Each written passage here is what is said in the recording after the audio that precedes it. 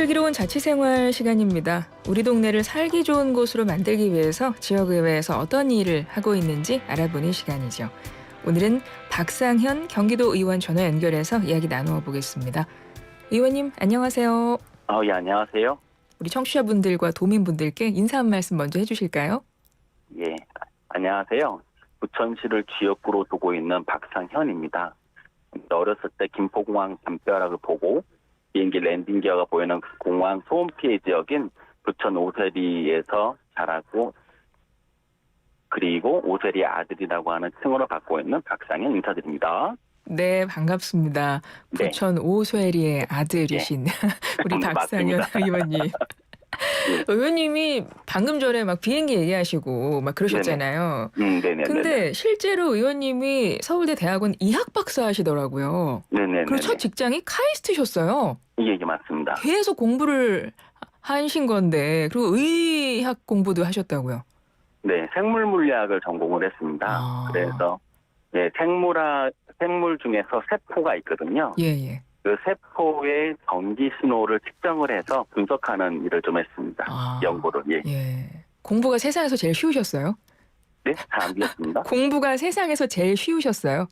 지금 생각해 보니까 공부가 세상에서 제일 쉬운 것 같습니다. 아니, 정치를 하고 나니까 그걸 깨달았습니다. 아, 그러시군요. 예. 세상에서 공부가 제일 쉬웠다. 예. 지금 내가 정치하는 거를 해보니 그때가 네. 좋았거든, 이런 말씀이신데, 그래서 더 의원님과 정치 이야기, 의정활동 이야기를 해보고 싶은데요. 예. 아니, 그렇게 쉬운 공부만 하시다가 네네. 어떻게 정치를 시작하시게 되신 거예요? 정치를 하게 된 이유는 엄청 많겠죠. 그걸 한마디로 표현하기는 굉장히 어려운데요. 네. 지금 돌이켜 보면 지금은 돌아가셨지만 저희 어머니께서 2018년도에 뇌출혈로 한쪽 마비 장애를 가지게 되었는데요. 네. 그때 이제 장애인 가족이 되고 나서 세상을 바라보는 시선이 바뀌게 되었어요. 세상에 살기가 참 힘들고 어렵구나라는 생각을 하게 되었고, 그때부터 이제 어떻게 보면 저 혼자만을 생각하고 혼자만 앞만 보고 다니다가 주변을 좀 돌아보게 되니까 이제 세상에 이제 힘들고 어려우신 분들이 많이 계신 것 같아서 정치를 하게 됐던 것 같습니다. 해보시니까 정치가 좀 잘 맞으시는 것 같으세요? 어떠세요? 정치는 잘 맞는 것 같습니다. 지금 생각해 보면. 그러세요? 어떤 부분에서요? 어렵거든요. 정치는 제가 어떻게 정의를 하기는 굉장히 어렵지만, 현재 제가 가지고 있는 생각은 세상의 문제를 인식을 하고 그 문제를 풀어가는 과정에서 제 역할이 있는 것 같거든요. 그 연구랑 굉장히 비슷한데, 연구도 어떠한 탐구해야 될 대상에 대한 문제를 정의를 먼저 해요. 그다음에 그 문제를 풀어가는 과정도 하나의 연구인데, 그것이 확장되니까 정치가 되는 것 같더라고요. 의원님이 연구하는 일을 굉장히 좋아하셨고 실제로도 쭉 연구를 해오셨던 분으로서 이제 네네. 정치도 좋은 정책을 결국은 연구를 하는 일이니까. 그렇죠. 세상의 문제를 풀어야 되니까요. 수없이 그렇군요. 많은, 무한대 가깝게 많은 문제들이 있는데요. 네네. 거기서부터 이제 조금 도민분들께 효능감이 있는 문제부터 풀려고 하고 있습니다. 네. 그렇게 연구를 통해서 하나씩 좀 해결하고 싶은 일들이 있으실 것 같은데요. 네네. 가장 큰 목표 어디에 두고 계세요? 일단 저는 이제 지역구를 기반으로 된 이제 의원이기 때문에 지역에 있는 문제를 먼저 풀어야 되거든요. 네. 근데 제가 살고 있는 부천시 오정구는 원도심입니다. 부천에서도 오래된 도시라서 주변에 그 하드웨어라 할까요? 도로, 인도, 그다음에 주변의 건물, 생활시설 이런 것들이 굉장히 낙후되어 있습니다. 네. 그래서 그것들을 하나하나 해결해 나가야 된다 생각하고요. 두 번째로는 소프트웨어적인 거였어요. 어떻게 보면 이제 그 동네에서 사는 데 있어서 이제 즐거워야 되는데, 예를 들어서 우리 아이들이 즐겁게 하는 것, 그다음 우리 어르신들이 즐겁게 하는 이런 많은 프로그램들을 이제 개발하고 이제 보급하는 것이 제 생각이라 제가 하고 싶은 일입니다. 지역구 의원으로서 지역 내에 있는 문제들을 네네. 하나씩 연구를 통해 결과를 네. 도출해서 해결해내고 예, 예. 싶다. 이런 네네. 말씀이신데요. 네네. 그러다 보니까 뭐 다방면에 다 관심 갖고 연구 주제들을 고르실 것 같아요. 네네, 맞습니다. 그중에도 AI에 관심이 많으시다고 들었거든요. 네네. 예, 이 부분 뭐 음, 어떻게 뭐 계획하고 진행하고 있으신 것도 있으세요? 음. 일단은 이제 지역구 의원으로서 지역 발전을 또 고민을 해야 되지만 경기도 의회 의원으로서도 이제 생각해야 될 많은 고민들이 있거든요. 네.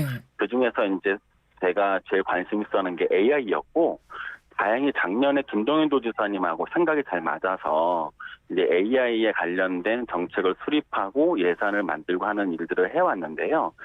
지금은 이제 일단 법안 발의부터 준비를 하고 있는데, 그 전에 이제 경기 도민에 관련돼서 AI에 대해서 어떻게 생각하는지에 대한 인식 조사부터, 그다음에 이제 경기도청에 AI를 보급하기 위해서 각종 시스템을 어떻게 깔아야 되는지, 그다음에 지금 준비하고 있는 법안이 있는데 경기도형 인공지능 정보 모래안에 대해서 준비를 하고 있습니다. 그래서 지금은 김동연 도지사님도 이제 의혹이 많으셔가지고 네. 지금은 이제 모든 그 공무원 그과 실국이 동시다발적으로 AI를 도입을 하고 있어요. 근데 그것들 산발적으로 하는 것이 아니라 조금 체계화시키기 위한 준비를 하고 있습니다. 제도적으로. 경기도 행정에 AI를 적극 도입해야 한다. 이제 이런 의견 똑같이 갖고 계신 거고 AI 행정 뭐 김동연 지사도 말씀하셨지만 강조하고 있는 부분이고 그래서 예, 그걸 지금 준비하고 계신다는 거고요. 네네. 의원님 최근 발의한 조례안도 좀 여쭤볼게요. 지금 막 네네. AI 이야기하다가 이 조례안은 네. 또 다른 예, 네. 내용이어서 좀 여쭤보고 네네. 싶었어요. 경기도 경로당 운영 및 활성화 지원에 관한 조례 일부 개정 조례안입니다. 네네네네. 경로당에 대한 조례안인 건데요. 이건 어떤 내용을 담고 있는 건가요? 그 세상이 변하고 있습니다. 세상이 변하고 있는데 그 중에 하나 경로당의 역할도 변하고 있어요. 그 작년 여름에 이제 경로당에 계시는 분이 저한테 제안을 해주셨어요. 네. 경로당에는 우리도 아이들을 교육하고 학습시키고 함께 놀고 다 같이 돌봄을 하고 싶다라는 의견을 주셨어요.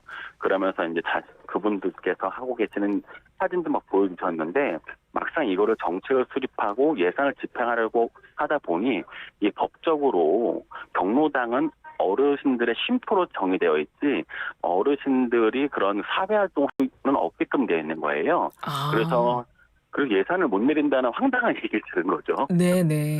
그래가지고 그 경로당에 관련돼서 어른들 쉼터를 포함해서 이제 어르신들이 이제 선배 시민분들이시죠. 네네. 이제 우리 어르신들이 사회 참여 활동도 가능하게끔 법안을 개정한 겁니다. 그렇게 되면 이제 경로당을 위해서 그런 돌봄의 기능이라든지 교육의 기능을 갖춘 경로당을 위해서 정책을 만들고 예산을 만들 수가 있습니다. 아. 그러고 보니 경로당 하면 어르신들의 정말 쉼터 이렇게 생각하는 경향이 더 많았던 것 같고 근데 사실은 네네네. 어르신분들도 얼마든지 뭐 지혜도 있으시고 경험도 굉장히 많으시기 때문에 네네네. 충분히 사회 참여하시면서 그 역할을 해내실 수 있는데 네네. 법적으로 그게 지금 안 돼 있다는 거군요. 네, 그렇죠. 그래서 이게 좀 아. 더 발전되면은 우리 어렸을 때 이제 할머니 할아버님 손에서 많이 맞아요. 컸잖아요. 맞습니다. 엄마 아빠는 맞벌이 예, 하시고. 예. 그래서 약간 근데 옆집 할머니 할아버지가 이제 돌봐주신 경우도 많았고 급하면 그래서 음. 마을 공동체 개념이 있었는데 네. 현재는 그런 마을 공동체 개념이 사라지고 어떻게 보면 이제 국가가 이제 책임지는 사회로 점차 발전되고 있는데 그럼에도 불구하고 이제 손길이 필요한 곳이 있는 거죠. 그래서 이제 지역 거점에 경로당들이 많이 있으니까 급할 때 또는 친한 우리 할머니, 할아버지들한테 이렇게 맡길 수 있게끔 또 하나의 제도를 보완해 나가는 거라 보고 있습니다. 초고령화 시대이다 보니 우리 사회에서 경로당의 역할을 다시 한번 좀 생각해 봐야 되는 시점이 된 것 같고 꽤 네. 큰 역할을 할 수 있는 곳이겠다 이런 생각이 드는데 이번 조례안 통해서 앞으로 경로당의 변화 어느 정도 기대하고 계세요? 일단 벌써 이 조례가 한 1년 준비했던 거거든요. 예. 법안 통과시키는 게 쉽지는 않더라고요. 어. 그래서 근데 그 준비하는 과정 중에서 벌써 대한노인회에서는 돌봄 경로당이라고 하는 개념을 도입해서 이번에 돌봄 경로당을 지정을 했습니다. 우수 돌봄 경로당을 저기 화성시의 동탄에 있는 경로당에 지정을 했고요. 앞으로 그런 돌봄 경로당이 지정이 되면 훨씬 더 수월하게 정책과 예산을 집행할 수 있을 것 같습니다. 그렇군요. 이 네. 부분은 좀 앞으로 사회적으로도 다시 한번 좀 살펴봐야 되는 부분인 것 같고, 네. 뭐 다른 지역에서도 뭐 이런 조례안이 있나요? 아직까지는 없습니다. 아, 그렇군요. 예. 이번에 이 조례안이 전체적으로 굉장히 중요한 하나의 계기가 될 수 있겠다 이런 생각이 드네요. 네, 이게 전국구로 되면 네. 앞으로 이제 경로당 법률이 있거든요. 예. 경로당 법률도 아마 개정될 거라고 생각이 됩니다. 알겠습니다. 박상현 경기도 의원과 이야기 나누고 있습니다. 의원님 지역구 이야기를 좀 해보겠습니다. 부천 네. 오세리 출신 오세리 아들이라고 하셨어요. 네, 맞습니다. 예. 어떤 마을인가요? 김포공항 바로 옆에 딱 붙어 있고 거기서는 비행기의 랜딩 기어가 보이고요. 굉장히 공항 소음 피해가 심한 지역입니다. 그래서 2008년도까지 제가 거기서 살다가 이제 다들 강제 이주를 강행했고요. 지금은 사라졌습니다. 그런가요? 네. 그래서 지금 가면 풀밖에 없어요. 하지만 거의 매일 지나다니고 있기 때문에 어렸을 때 기억을 계속 간직하고 있습니다. 그렇군요. 부천 네. 오세리에서 태어나셨고 의원님이. 태어난 곳은 저기 의정부에서 태어났는데 네. 1살 때 왔습니다. 78년도에 네네. 78년도에 이사 왔거든요. 그렇군요. 그러니까 한 살 네. 때부터 거주하기 네. 시작한 그쵸, 1살 오세리. 때부터 거주하기 2008년까지 계셨으면 와 진짜 고향이시네요. 고향. 네. 근데 지금 오세리라는 마을이 없군요. 네. 지금 현재는 행정구역상으로만 있고요. 네, 위키피디아에서 검색을 하게 되면 나옵니다. 그렇군요. 알겠습니다. 네네.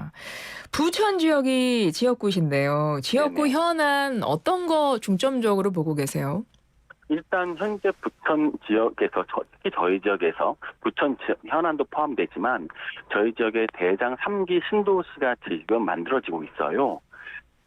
여보세요? 네, 말씀하세요. 네네. 대장 3기 신도시가 만들어지고 있는데 이제 단순하게 베드타운을 만드는 것이 아니라 이제 판교 모델로 좋은 기업, 좋은 일자리가 많이 있고 그다음에 거주 기능도 포함되어 있고 자덕 도시로 발전을 시키는 것이 굉장히 중요한 현안이고 이거는 저희 지역구에도 중요하지만 부천 시내에서도 중요합니다. 근데 그것뿐만이 아니라 네. 그 신도시 주변에 저희가 다 원도심이 됐잖아요. 구도심이잖아요. 네네. 그래서 그 신도심과 구도심을 균형 있게 발전시키는 것도 굉장히 어렵지만 큰 숙제입니다. 그 숙제는 어디서부터 어떻게 풀어나갈 예정이신가요? 일단은 신도심하고 구도심에 관련된 생활 수준을 비슷하게 만드는 게 제일 중요할 것 같아요. 그러니까 첨단의 신도시의 개념도 있지만은 네. 따뜻함의 구도심도 있고요. 그다음에 시장과 상권, 먹거리가 많이 다채로운 곳이 있는 구도심도 있지만 그다음에 산뜻하고 깨끗한 신도심도 있을 수 있고요. 그것을 이제 조화롭게 가져가는 것이 중요하고요. 솔직히 제 개인적인 욕심은요. 네. 이제 홍대 근처의 연남동 같은 데는 네. 홍대의 그런 젊은이들에 관련된 거리도 있지만 좀만 옆에 가면 연남동은 그냥 따뜻하지만 그 구도심을 잘 이쁘게 개발한 사례들이 있거든요. 네네. 그래서 구도심도 참 이쁘고 따뜻한 이미지가 있는 살기 좋은 곳이구나라는 그런 식으로 발전시키는 게 개인적인 목표이자 욕심입니다. 네네. 그러면 교통도 상당히 중요하지 않을까요? 교통 인프라도 잘 갖춰줘야 될 것 같은데 그 부분은 어떻게 계획하고 계세요? 사실 부천 자체 전철 노선이 벌써 3개가 있습니다. 1호선, 7호선, 서해선이 있고요. 네. 올해 연말에 대장 홍대선이 이제 착공이 돼요. 2030년도가 되면 4개의 전철 노선도가 생기게 되고요. 그다음에 GTX-B, DF가 들어오는 명실상부한 지하철 도시가 됩니다. 사실은. 그렇군요. 부천이 4개의 지하철이 부천에 생기는 건데 그렇게 되면 유동성도 높아지고 인구도 많이 유입되겠네요. 반대로 인구가 유출될 수도 있어요. 그렇죠. 네. 그러니까 저희 동네가 이제 원종동이라고 하는 동네가 있는데요. 네. 이제 원종역에서 놀던 사람들이 대장 홍대선이 생기면 홍대까지 20분이면 가거든요. 네네. 원정동에서 놀던 사람이 갑자기 이제 홍대로 빠져나갈 수도 있습니다. 아니 그러면 홍대에서 부천으로 올 네. 수 있게 부천 네. 지역구를 훨씬 더 잘 만드시면 되잖아요. 그게 목표입니다. 그래서 두 가지 목표가 있는데요.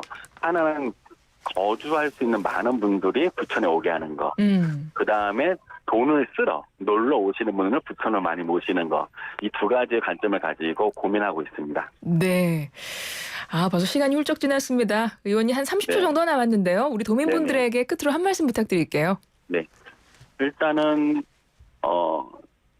정치를 시작하게 되면서 정치가 매우 어렵다는 것을 새삼 깨닫고 있습니다. 하지만 정치라는 것이 저 혼자 하는 것은 아니고 우리 경기 도민분들을 위해서 그다음에 우리 부천시청의 공무원분들하고 경기도청의 공무원분들 그다음에 그 지역구와 다른 많은 의원님들하고 함께하는 것이라고 지금 계속 배우고 있습니다. 앞으로도 그 초심, 계엄을 잊지 않고 우리 도민분들만을 바라보면서 더욱더 열심히 더 잘하는 박상현 의원이 되겠습니다.